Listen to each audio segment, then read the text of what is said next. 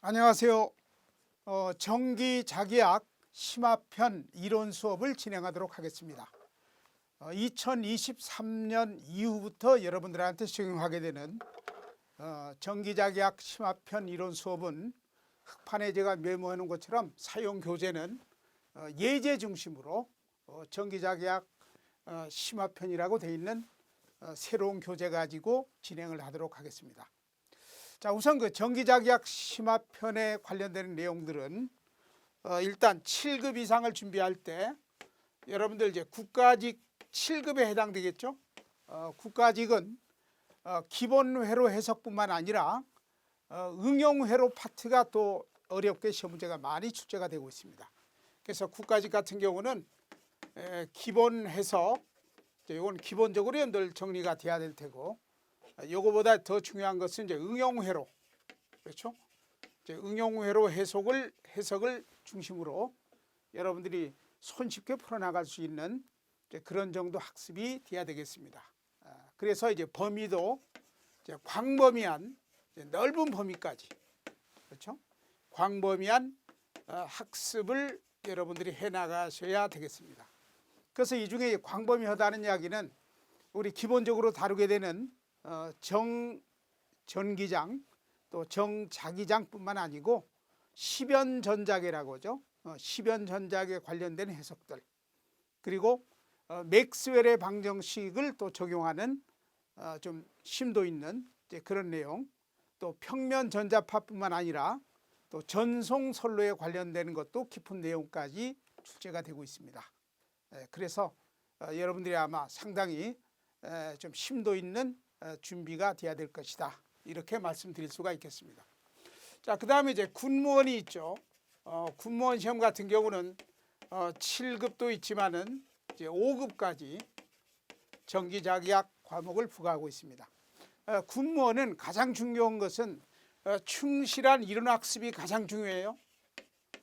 충실한 이론 정리가 돼야 될 겁니다. 그렇죠? 이제 그러다 보니까 항상 시험 문제 지문이 길고, 왜냐하면 이론적인 내용을 많이 언급하면서 출제가 되다 보니까 그렇습니다. 그래서 충실한 이론 학습이 우선으로 여러분들 잘 기억이 돼야 되고, 이제 그 다음에는 이제 응용회로, 그 다음에 또 광범위한 학습, 이런 게 수반이 돼야 되겠습니다. 자, 그 다음에는 지방직 군무원이 지방직 또 정기자기학이 또 부과될 경우 있습니다. 지방직 공무원이 되겠죠. 그 다음에 이제 공기업, 이런 파트를 준비하는 경우는 우리 자격증 시험 공부할 때 여러분들 정기자기학의 어떤 기본적인 내용들이 있죠. 이런 것들이 좀 많이 출제가 되고 있습니다. 그러니까 우리가 자격증의 어떤 기본 그 문항들, 이걸 철저히 재복습 정리를 해나가야 될 테고, 그다음에 요거 이외로 좀 어렵지 않게 그나마 좀 응용하는 응용회로 파트 정도가 출제가 되고 있다, 이렇게 볼 수가 있겠습니다. 그렇죠? 그중에 특히 공기업은 점수가 높다 그래서 합격이다 하는 그런 이 공무원하고는 좀 차원이 다릅니다. 그렇기 때문에 어느 정도 커트라인 선만 이제 본인이 넘어설 수 있으면은 뭐 점수는 좀 다소 좀 빈약하더라도 뭐 합격을 해나갈 수 있다 하는 게 좀 다른 유형이라고 볼 수가 있겠습니다. 그렇죠? 자, 이렇게 해서 이제 공무원 쪽, 그다음에 공기업 쪽, 이렇게 좀 성격 다르게 여러분들 대비를 해 주셔야 되겠습니다. 자, 그래서 이 참고 자료를 한번 제가 쭉 한번 작성을 해 봤습니다. 자, 참고 자료. 요게 이제 7급 이상 상급 정기자기학 시험 대비가 되기 때문에 참고로 여러분들 자료를 필요로 할 때 이렇게 정리해 나갈 수가 있습니다. 물론 이 학교에서 우리 텍스트로 많이 사용되고 있죠. 이게 사디쿠라는 사람이 작성한 정기자기학이라는 책이 있습니다. 이게 좀 조금은 넓은 범위로 또 예제가 풍부하고, 여러분들 이론도 핵심적인 거 위로 이렇게 정리가 되어 있으니까 학습하기 좋을 겁니다. 좋게 구성이 되어 있습니다. 그 다음에 헤이트 책이 있죠. 헤이트 책이 있고, 그 다음에 챙이라는 이것도 텍스트로 많이 쓰고 있습니다. 그러니까 이러한 우리 학교에서 다뤘던 교재를 가지고 여러분들 필수 예제하고 그렇죠? 예제.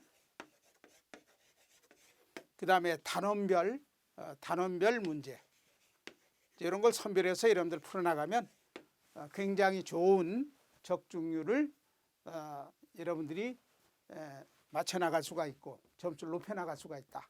이렇게 이야기할 수가 있겠습니다. 자, 그다음에 두 번째는요.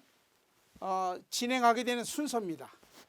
진행하게 되는 순서는 4개 파트로 나눠서 이렇게 우리가 구분해서 진행할 수가 있겠습니다. 자, 첫째 1부는 벡터에 관련되는 내용 있죠.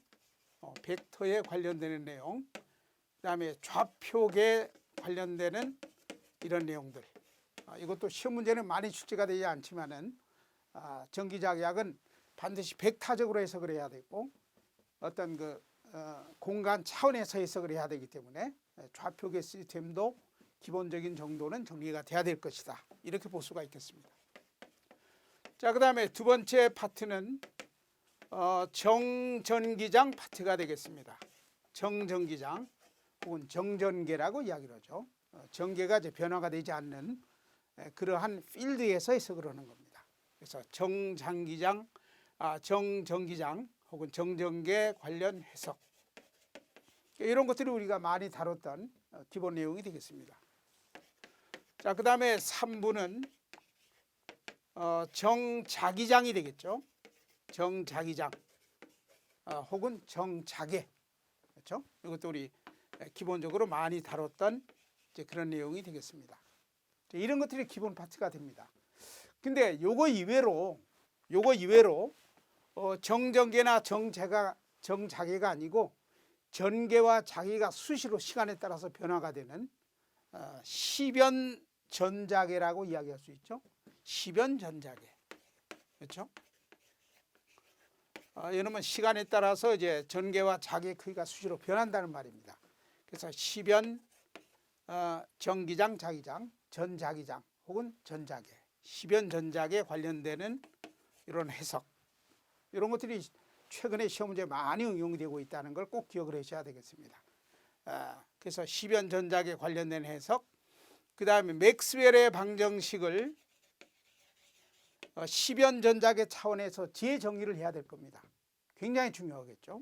그래서 맥스웰의 방정식을 새롭게 정리를 해나가는 이런 학습. 그리고 요거 이외로 평면 전자파에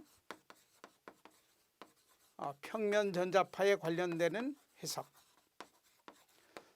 그 다음에 전송선로 파트도 시험 문제 빠짐없이 많이 출제가 되고 있습니다.